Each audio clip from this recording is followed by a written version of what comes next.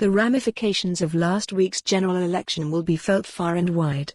Politically, the size and nature of the new Tory majority poses questions for all parties. Labour is in its worst position for more than 80 years, and the shock of its defeat appears to have affected the party's ability to confront reality. While John McDonnell says he takes responsibility for the loss, he maintains that the biggest reason for it was a hostile media. This is like the captain of a stricken ship taking responsibility for its sinking while blaming the rock for being in the wrong place. It seems a leadership contest will take several months, prolonging the agony and exposing, again, the deep divisions that exist on the left.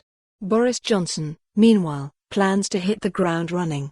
A Queen's speech this week will shine some light on what he intends to do with the biggest Tory majority since Margaret Thatcher.Advice is coming in thick and fast, not least from right-leaning think tanks which have for years attempted to make the case for various strands of conservatism, while the Conservative Party itself has been negotiating coalitions, hung parliaments and minority government. Now the Tories have a clear run at things. Everyone from the free-marketeers to the social reformers will be clamouring for an audience. There is a simple question to which they will all attempt to provide an answer: what is Johnsonism?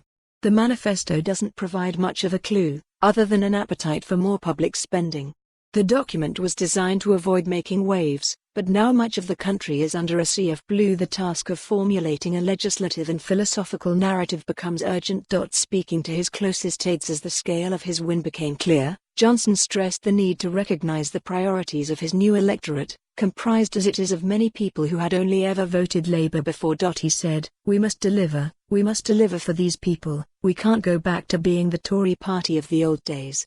According to the Sunday Times, he added, this is a totally different party.